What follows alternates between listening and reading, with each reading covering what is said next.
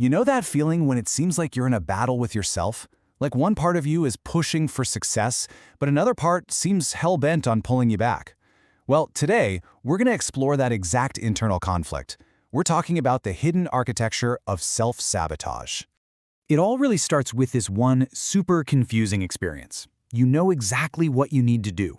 You've got the plan, you know the steps, but for some reason, you find yourself doing the complete opposite. So what on earth is going on there? And look, this is way more than just putting things off. This is about actively moving away from the very things we genuinely want. Let's break down what this pattern actually looks like in our day-to-day lives. I mean, we see this stuff everywhere, right? You commit to a new healthy routine, you're all in, and then a week later, you just stop. Or maybe a fantastic opportunity comes your way, but you hesitate just long enough for it to disappear. And here's the really weird one, undermining your own progress right when things start going well. These aren't just random slip-ups. They're all symptoms of something much deeper. Psychologists have a name for this, of course, self-sabotage. And the key word here is genuinely. This isn't about not wanting something enough. It's when your own actions get in the way of a goal you truly, deeply desire. And this is really the heart of the whole thing. Self-sabotage is almost never a conscious choice to fail. It's actually a messed up, misguided protective instinct. Believe it or not, your own mind is trying to keep you safe, even if its methods end up holding you completely captive. It sounds pretty weird, right? How could undermining ourselves possibly be a form of protection? Well, the answer usually comes down to one of our most primal emotions, fear. Just think about it from an evolutionary standpoint for a second. For literally thousands of years, the unknown was dangerous. So even when a change is a good thing, like getting a promotion or starting a new relationship, it's still uncertain. And our brain, running on that ancient software, flags all that uncertainty as a potential threat. And as the stakes get higher, that little voice in your head gets a whole lot louder. Success brings more responsibility, more pressure, and with that comes the fear of completely bombing. These aren't just little doubts. They are serious questions your protective brain is asking to figure out the risk. So here's where the logic gets really twisted. If you stop trying, you can always just blame your failure on not putting in enough effort.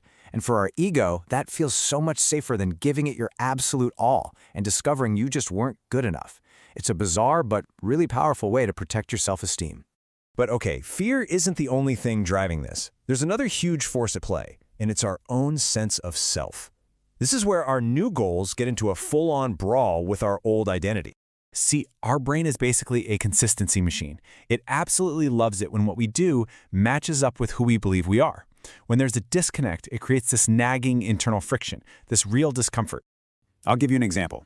Let's say you spent years telling yourself, I'm just not a disciplined person. Then all of a sudden you start this intense morning routine. It feels weird. It feels fake, almost like you're an actor in a role you didn't audition for. That feeling of discomfort? That's your old identity trying to drag you back to what's familiar. But here's a really powerful idea from philosophy to counter that. The Stoics had this figured out. They knew our identity isn't some fixed thing carved in stone. It's not about who you were, it's about the choices you are making, right here, right now. You literally build your identity with every single action. All right, so we're starting to get the why behind this. It's fear and it's identity. So now, let's talk about how we can totally reframe our perspective when we, inevitably slip up. This is the default question, isn't it? The moment we mess up, we jump straight to self-criticism. Ugh, why can't I ever stick with anything? It's a question that's just loaded with judgment. And honestly, it never leads anywhere useful. It just makes us feel defeated. But what if we asked this instead? This question is an absolute game changer. It takes you from a place of blame to a place of pure curiosity. It's not about what's wrong with you. It's about what part of you is trying to protect you from something. And that's the big insight here. When you ask the right question, a setback is no longer a failure. It becomes data. It's a clue that points you directly to the fear or the identity conflict that needs your attention. Now, you can actually work with that part of you instead of just fighting against it. And once you have that information, you can finally start the real work. The work of closing that gap between who you are right now and who you're trying to become. Look, you don't just wake up with a new identity. You build it by collecting evidence, one tiny action at a time. Every single page you write is a vote for, I am a writer.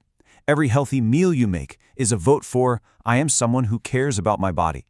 These small, consistent actions are how you prove to yourself who you are becoming. And as you keep collecting more and more of this evidence, something pretty incredible starts to happen. That internal conflict, it starts to quiet down.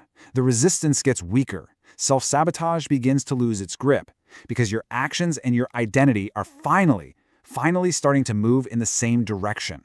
And ultimately, this whole journey completely changes what personal growth even feels like. It stops being this exhausting battle against your worst instincts and becomes a patient, compassionate process of simply becoming the person you were always meant to be. Let's just end on this thought. Your past patterns do not have to define your future. The real power is in the patterns you choose to repeat starting today. So, what pattern are you going to choose?